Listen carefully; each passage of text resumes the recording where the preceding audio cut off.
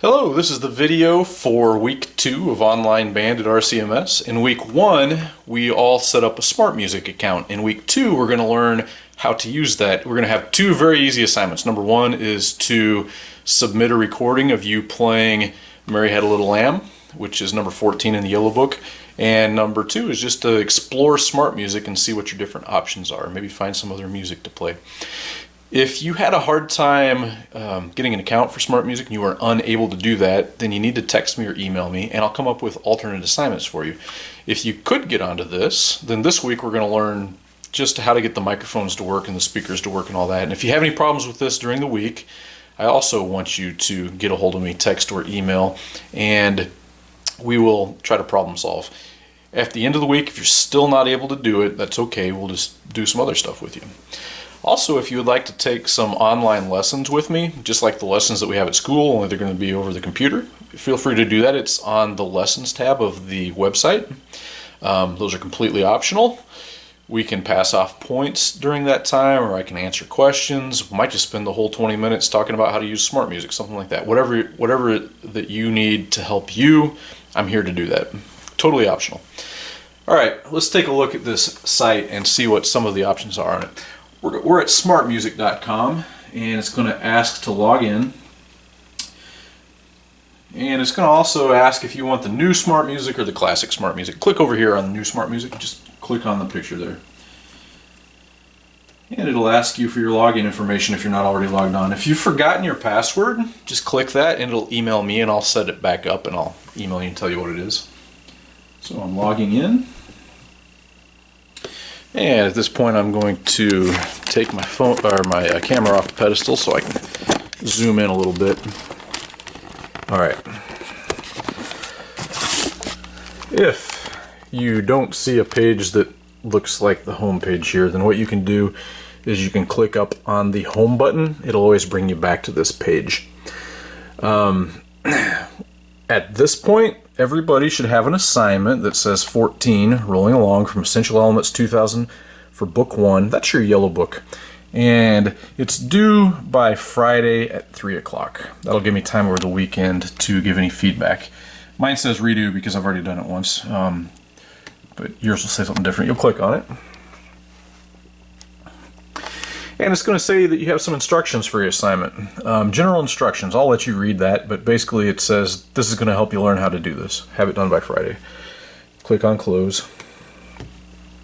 Now I want to run you through the different options that are on here.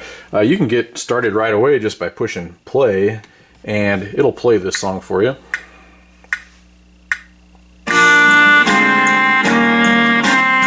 I paused it. I want it to start from a different measure, so I'm going to click on a different measure and hit play.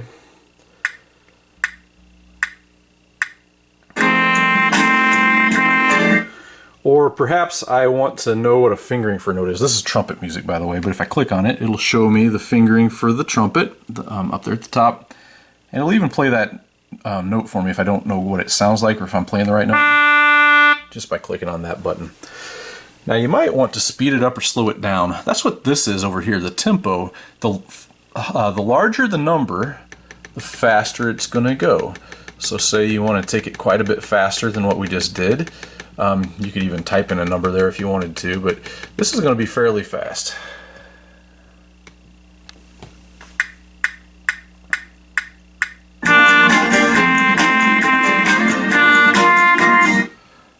Alright, now I'm going to go back to a little slower rhythm here, tempo.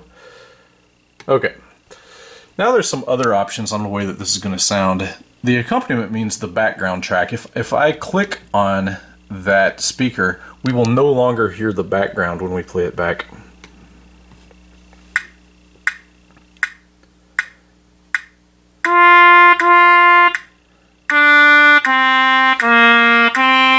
get that back, I'm just going to click here.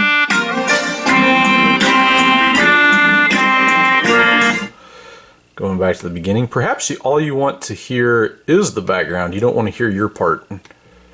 So I clicked off on my part. Maybe you think that the clicking in the background is really annoying. That's what the metronome is. That turns the click sound off. Now I could turn off everything except for the click.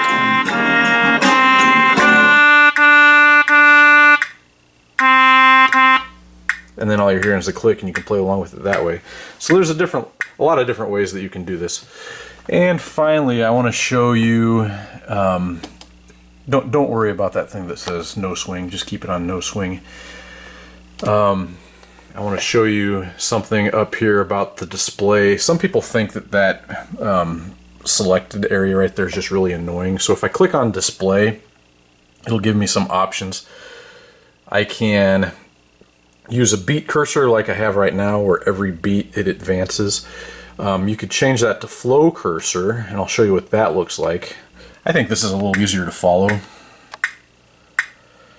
It just flows along the page like that.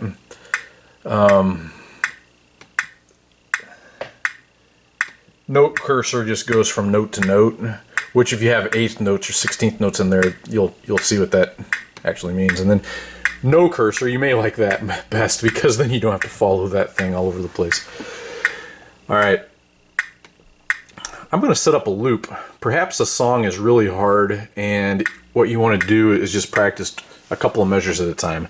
So I click on loop up here, and I'm going to set my loop by hitting the set button. There we go. And then loop just means that you're going to play the same thing over and over again. Perhaps I want to do just that part, but for some reason, I don't know why, I want to start right there. Now I can hit play.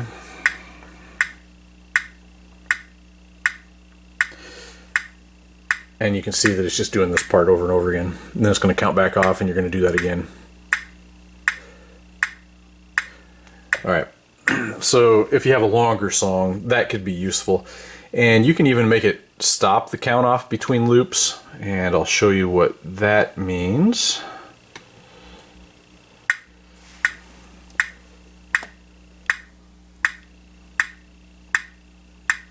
And then it's going to go straight back over to here. That'd make a little more sense if you had the accompaniment going in the background. But that's a way that you can practice something over and over again to learn it. Finally, we're going to go to... I'm experimenting around here to find what I want. Okay. We're going to go to record it. So I'm going to hit the record button. Let me stop this for a moment. I'm going to hit the record button and show you what happens. First, it's going to say to unplug your headphones if you have something plugged in. I don't. It's going to tell you to turn the volume on. That's really important. The volume has to be on, because then you're going to test your microphone. What it did was it made a noise, and the microphone picked it up, and it says that it's good. We're ready to start. Now, you might have some issues with that. If you do, you might want your parents to help you. You want to, first of all, make sure that the output is through your speakers, or something that's going to make an actual noise that the computer is going to pick up, and also make sure you have your microphone turned on. Now, occasionally you might run into the problem where your browser just doesn't allow the microphone to work. So what you're going to have to do is click on the little drop down menu. Let me get this back off of here.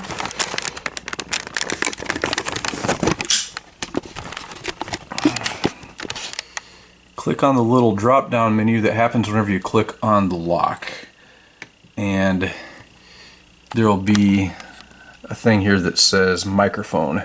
Yours might say block, and that might be why yours doesn't work. So you're going to click on allow, and that's going to allow your microphone to work. You might have to click on allow sound also. And if you had to do that, then you're going to have to refresh the page and start over again. Alright, so I've got it working. I'm going to hit the record button and see what happens.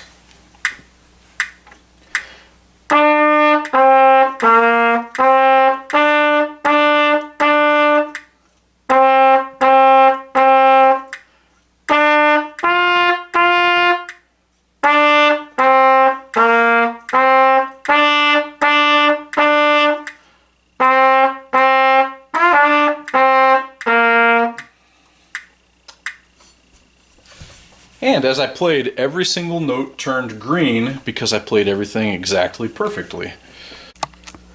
Now I can record more than once, and as I do, there's going to be different tracks down here in the drop-down menu, which right now I've only recorded once, but you choose which one you want and you can listen to it again. Now I'm going to warn you, it's not going to sound good because for some reason this program just doesn't sound good.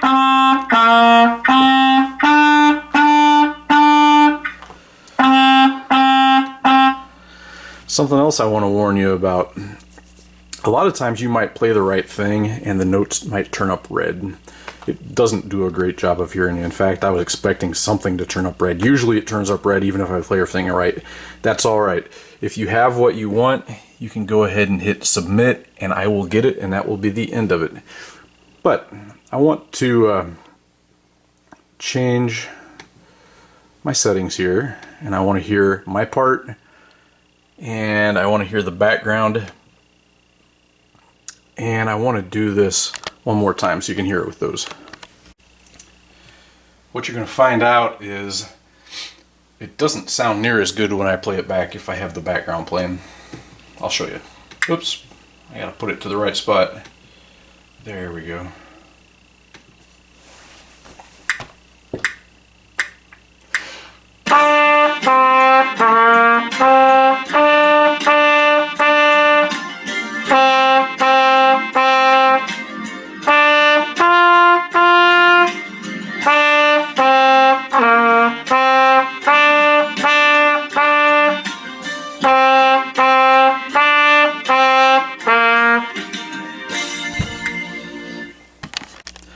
You can see that the computer says I got several notes wrong, which you heard me, you knew I got them right. So I would feel fine with submitting that because then when you submit it, I will hear it. I'll hear the recording and know that you played it right. The reason it was saying it was wrong is because it heard that background music and it was having a hard time distinguishing. In fact, I'm going to go up and I'm going to push the play button right here. It's got the little red dot beside it because you're playing back your recording. And you're going to notice it sounds awful.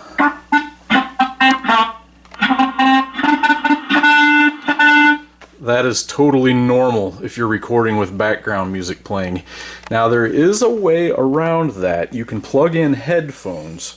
If you plug in headphones, you're going to hear the background music in your ears, but the computer's not going to pick it up, and it's going to sound a whole lot better. And then whenever you submit your recording, I'm just going to hear you, and I'm not going to hear all that background junk. And you're also going to have a better chance of getting these red, notes green instead. Now you'll notice I did 2 takes. So what I'm going to do is I'm going to come up here to my drop down menu and I liked this one where I got 100% better. I'm going to click on it. And then what I'm going to do is I'm going to go up to submit. And I might even want to type in something right there to me and hit submit. And once you've done that, then you're done. I have opened up my account so that you can see what it looks like. I can click on this to see a list of all my students. I can see a blue dot if somebody's turned in an assignment. So I was using a separate fake account a moment ago that was just called Band Director. And the blue dot means that I have a submission. This is on my account. This is what I'm going to see whenever you submit something. So I'm going to click on that. And I'm going to see what the assignment was, and I'll be able to listen to what just happened by pushing that dot. I will also see any comments that you submitted whenever you submitted that. Finally, I want to show you how you can have some fun with this and find like 10,000 different songs and play along with all of them. You're going to come over here to where it says music categories, and this is the catalog of all the music that it has. Method books would be like your essential elements book. So if I click on method books, you're going to want to type in essential, and you don't even have to type in elements because it pops up already. And you'd click on essential elements 2000 for band book 1 if that's what you're in. The red book's book 2.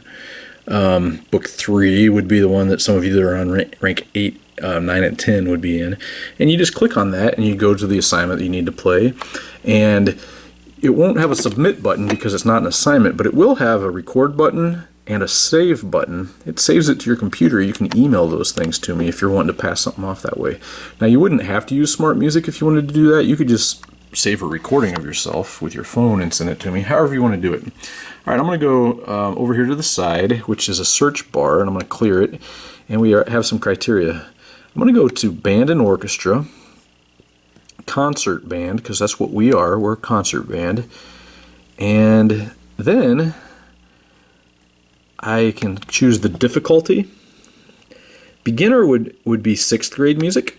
So we're going to come up with a list over on the side of all the 6th grade music in that category. And there it is right there.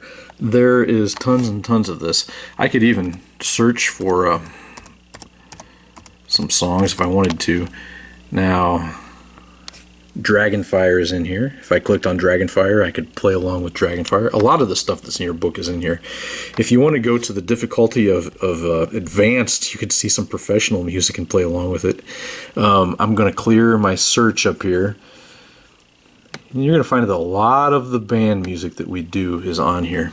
This time I just want to go to solos, and I'm going to choose my instrument. We'll say saxophone this time. And alto sax is in E flat. Of course, I have to get out of Dragonfire here. I'm going to put Harry Potter and see if there's any Harry Potter music. Ah, there is some. We're gonna try this one and just see what it is.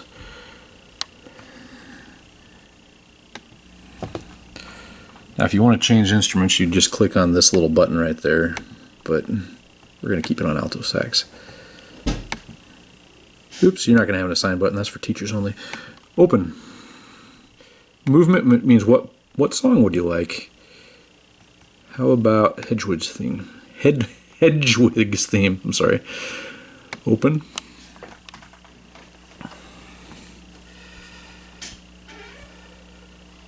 And there you have it. You can play along with it.